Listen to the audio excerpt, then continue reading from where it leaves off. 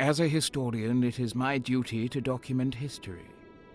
The passage of time and how it is perceived and theorized is a strong part of said history. As I watch the end of my universe, it is my duty to document the unknown truths that I have now learned.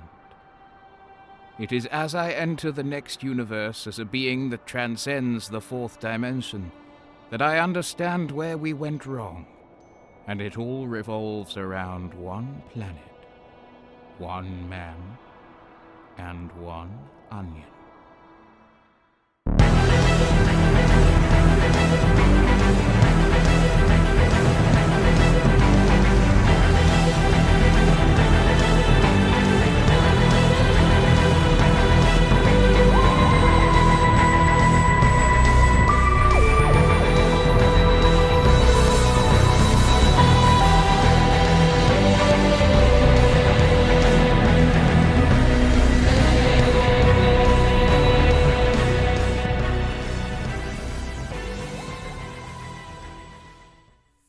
Gallifrey's history is notoriously complicated, well known for being a continuity nightmare throughout the universe and time itself. Not even the Time Lords truly understand their genesis. There are so many conflicting legends that they chose to settle on the one that paints them in the best light, trying desperately to erase the ones that paint them as the corrupt, decadent species they are. In truth, the Time Lords refuse to understand their timeline. They would rather live in ignorance than venture back and discover the truth, the very foundations that led to their rise and will eventually lead to their fall. Lesser beings would believe that the legends that have overcomplicated said mythos are mere works of fiction, much like their own, but they would be wrong. Their outlook on time is down to not understanding it. Not having the technology or intelligence to do so is the main factor in that misunderstanding. The Time Lords are very similar in that regard, but instead of being too primitive to understand time, they live in blissful ignorance because they are too arrogant and too fearful that delving into time would only do them harm. It would only show them in the negative light that they are determined to keep hidden. They went with the basic fundamentals on how time works and refused to truly understand it more, as they believe they know everything, and knowing more would be a pointless waste of their valuable time. What the Time Lords fail to understand is that the many conflicting legends that plague their history all happened. As a complex space-time event, Gallifrey has numerous different histories that all coexist on the same timeline alongside each other in a state of constant flux. The pasts, presents, and futures of the planet intertwine with each other and create a stable timeline that has been known to drive historians from the future long after one of Gallifrey's many destructions insane. Gallifreyan time experiments have a hand in how this came to pass, not only for Gallifrey, but for the universe itself. Whether it be the Axis or the invention of the time machines known as TARDISes, every moment in Gallifreyan history has a part to play in how time became so complicated. All of these histories that many would perceive as alternate timelines are one. Very rarely are they actually alternate timelines that branch off from the main timeline, which is less of a line and could be described as a tree, or at least it will be in the far future. There are numerous branches that are a part of it, but alternative timelines branch off and create a new tree rather than remaining one on the original. Nobody knows what creates an alternative timeline, and that is because nobody, not even the Time Lords that peer into the untempered schism at the age of 8, can perceive the complexities of it all. They would deny such claims, as they tend not to believe any viewpoint that contradicts their own. The Time Lords would rather live in ignorance rather than find out the truth of their people.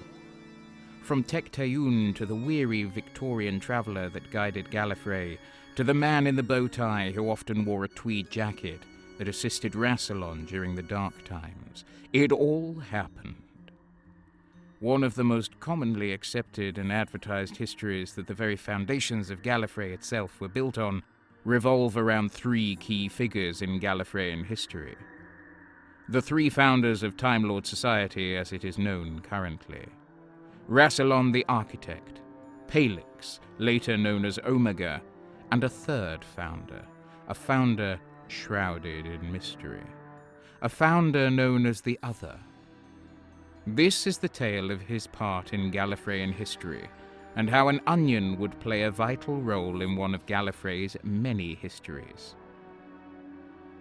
Nobody knew where he came from. Nobody knew who he was. A figure of many faces and many mysteries, but his first face was Caucasian, had a mix of white hair and a darker black beard and light blue eyes.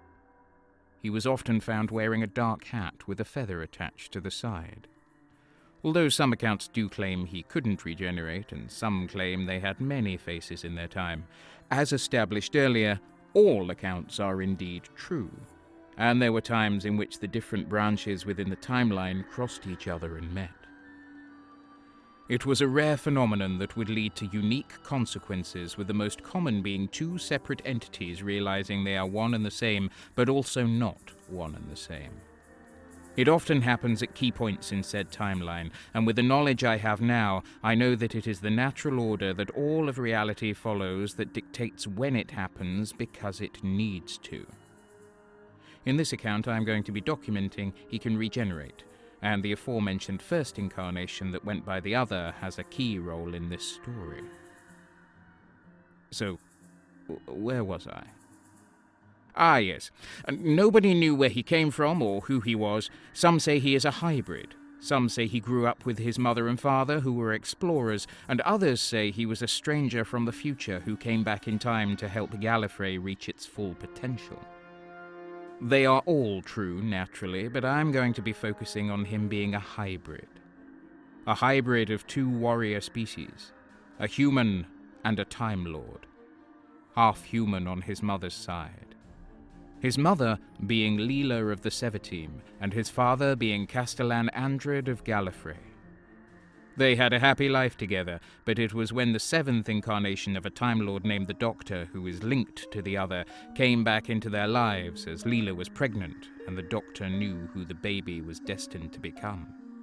You see, because the Other eventually sacrificed his life in a last-minute attempt to escape an ever-growing hostile Gallifrey by re-looming himself, he threw himself into the Prime Distributor, and in turn, after years upon years, he was eventually re-loomed as the Doctor, who then grew up in the House of Lungbarrow, but I'm getting ahead of myself. So, the Other was born and eventually taken back in time to fulfill his destiny and complete the cycle, to fulfill his destiny and be one of the three founders of Gallifrey. His story truly began in the dark times. Some say his story began as a lonely child being tested on, and I'm sure you're tired of hearing that it did and didn't happen at the same time in this story, so allow me to continue. I would say his story truly began when he found Rassilon. Rassilon was skeptical at first, but they would grow to be allies and almost friends. The Other and Rassilon collaborated on numerous experiments together and worked to build the foundations of Time Lord Society. Omega would get more involved later down the line, and his death would be influential towards the eventual feud between the Other and Rassilon. The three founders were unstoppable until one day in which tragedy struck Gallifrey. A tragedy that would define Rassilon's reign and the future for all Time Lords. The Other had a hand in creating looms, and in my view that makes his eventual fate all the more ironic. He wasn't too political in terms of his involvement with Gallifrey and kept to the sidelines, more or less. In a way, he was a scientific advisor to Rassilon and Omega, an influential one at that. It was on the day that the Other had laid his eyes upon his future beloved that he made the most influential change that he made during this incarnation and his last. His future beloved's name was Patience, and to him she was a beauty incarnate. It was when he spoke to her that she gave him an onion. He found it weird at first, but it was a meaningful gesture that would lead to the Other having a breakthrough in a recent project he had been working on. The concept of dimensional transcendentalism. It was in his fourth incarnation that he would marry Patience, but it was in his fifth incarnation that tragedy would be bestowed upon them, and he would lose her and his 13 children, but that is a story for another time. Not that I have much time left, but I believe that one day you will hear those stories. You have a lot of time left compared to the likes of I. Now I find myself coming to the end of this story.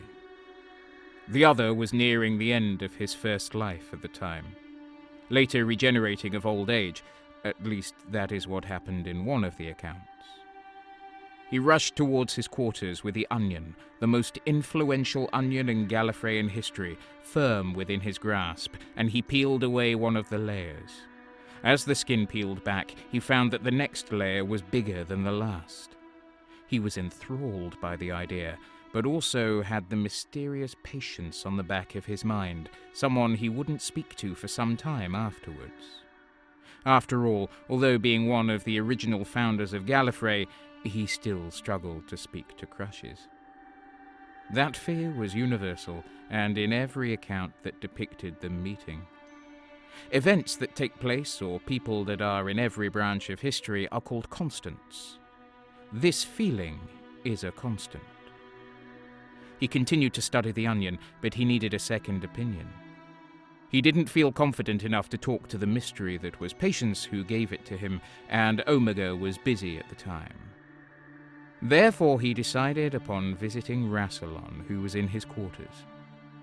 But something was wrong, and the other was yet to discover what it was.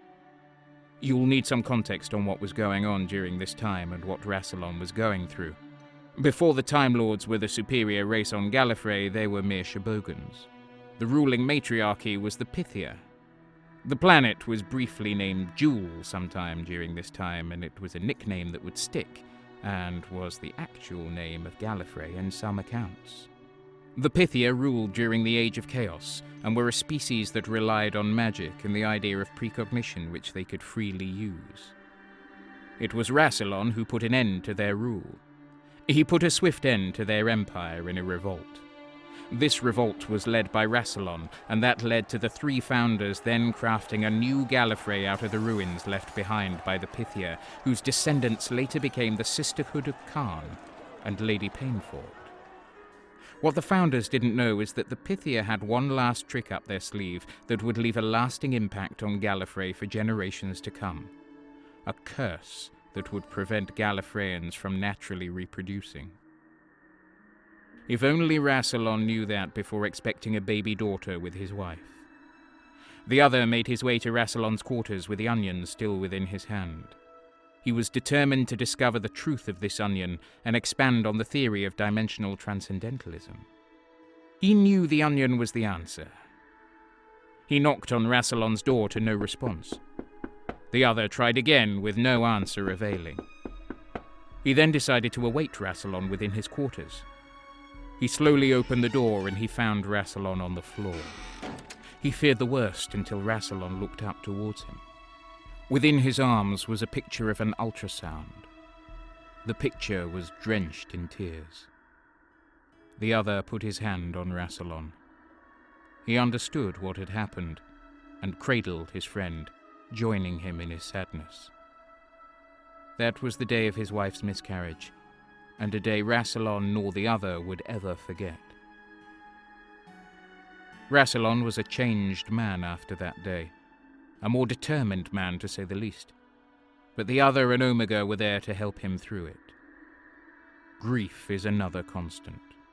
In every branch, the 6 stages of grief can be found. Some say that the grief consumed Rassilon and that was why he was a changed man, and some say that the darkness was always within him and awaiting a reason to prevail.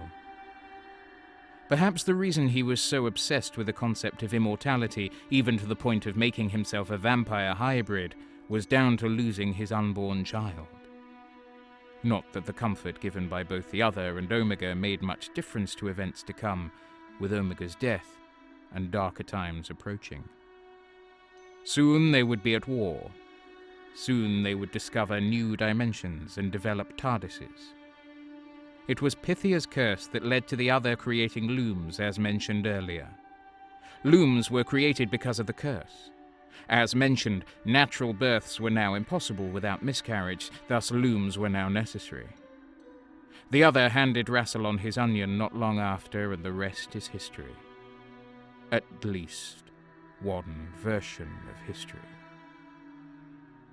And now, as I come to the end of the first chapter, a chapter of many chapters in many different Gallifreyan histories, I find myself fading away into the next universe, in which I shall be reincarnated as a Time Lord once again. I will forget the fundamental reason on where we went wrong, or should I say when. Forgetting our histories, deeming them as myths and legends to be hidden, was what led to our downfall. Our many downfalls. The natural order makes it so Gallifrey will always rise again.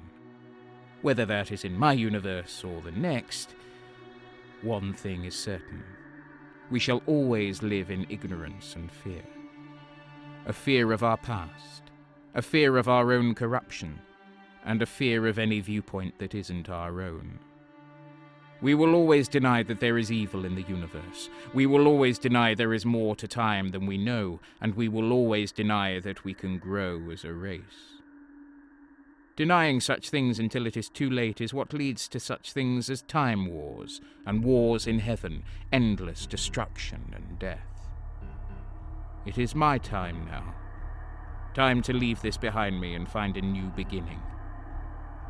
But before I leave, before I bid my farewell to my now destroyed universe and my newfound knowledge, I perceive a threat. A threat located outside of time itself. A threat unknown to most. A threat that destroyed my universe and has done so to many others. He goes by the Emperor. I leave you with this knowledge, and bid you sayonara.